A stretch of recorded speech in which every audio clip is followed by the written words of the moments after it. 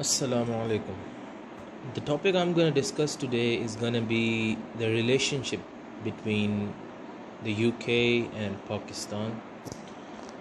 Well, Pakistan was a part of the British rule before 1947, and after the independence from 47 till 56, we were kind of following their rule, and in 56 we constructed our new constitution, and this was the main timeline, the main part where we started on our own. The ship sailed on its own. So our relationship with UK has always been good.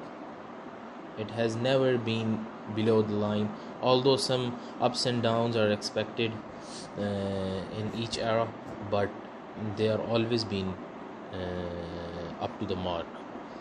Starting with Ayub Khan, well, this all started in 1968, when the construction of Tarbela Dam started. So Tarbela Dam consists of thousands of acres, and the main villages which were located at Tarbela at that time were Chhach and Mirpur. So when Mirpur was a village at that time, so what Ayub Khan did was Ayub Khan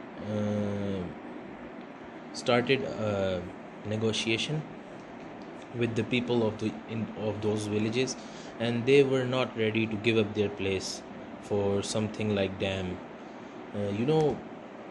Developing and underdeveloped or developing countries, the poor people in those, they don't have kind of sense. They can't judge between what's good and what's wrong for their own country, although it was Pakistan's land, but they owned it and they weren't ready to give it off for something like a dam. So Ayub Khan offered them jobs, and Ayub Khan talked with the British government, especially the royal family, because Ayub Khan had a very good and strong link with the British family. And okay, meanwhile in England, there is a place called Bradford.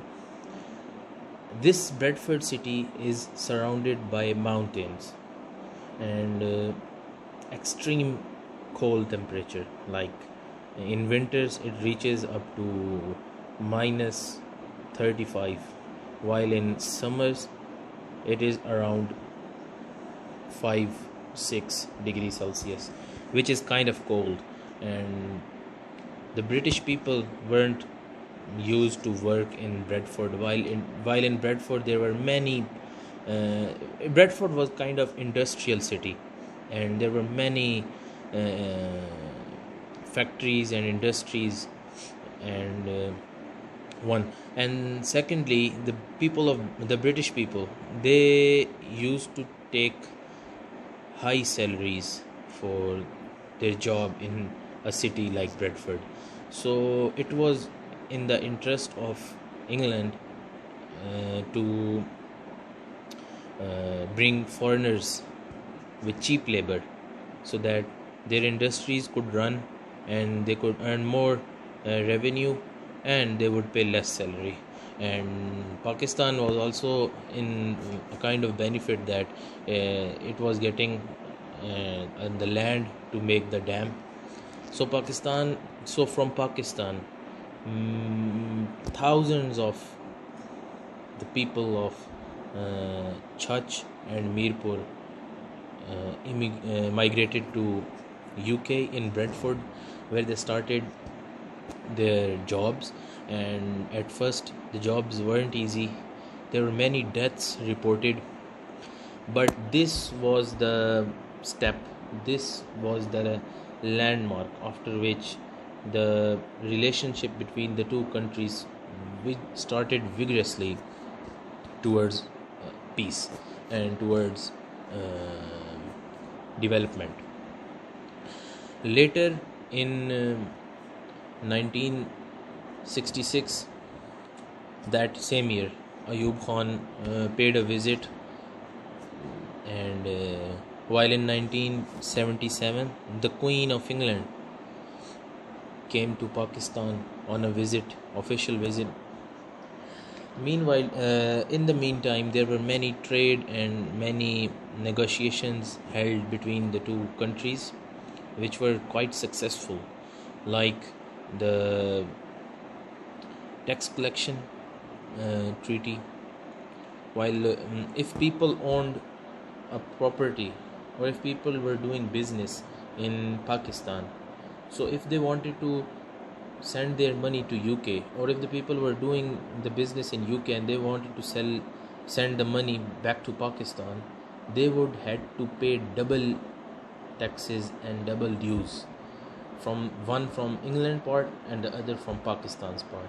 So after this treaty, there was only one tax collection which was divided among the two countries, and this increased the commercial and industrial connections between the two countries as well.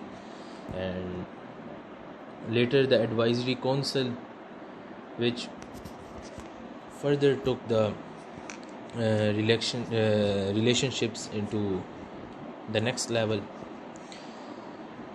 Well, there's no country which has always had good relationship with the other country. There were some drawbacks. There were some mistreatments in various regulations, which caused disappointment to the both countries, but they were very less and for very less time. Like the Cold War Alliance and a central treaty organization, this was, and the Liberation Army in Balochistan. The British people considered it as a terrorist organization, a terrorist group which was being funded. This part, the terrorist group, these things caused problems, but it was proscribed later in 2006. And on this particular matter, many meetings and discussions were held from the both parties. Like I said, the relationship has always been good with the UK. I myself, I'm a British Pakistani, and I know how things work. Pakistan, the love of Pakistani people, and kind of, the British people love Pakistan more.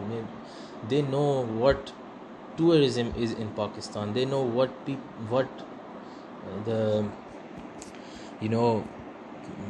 are the tourism sites for Pakistan. They love it, but they can't come, because of some security issues, because of some. But this thing is finally, Alhamdulillah, this thing is getting less now, and tourism has started to develop in the country. Well, in 2019, the British royal family's two members, Prince Charles and his wife, they visited Pakistan. The prime ministers of Pakistan, in the meantime, visited England. London has always been the discussion of various Pakistani politicians, and well, from A to Z, if there were only two words to describe the relationships between Pakistan and the UK, so they were very good. They were excellent. They were up to the mark. There haven't been anything bad, anything worse, like the other countries, like Afghanistan, like sometimes with the United States of America, but UK and Pakistan has always been up to the mark in various military, trade, economy, in various aspects. The relationship has always been prospered, and it will always prosper, inshallah. Pakistan Zindabad. Assalamu alaikum.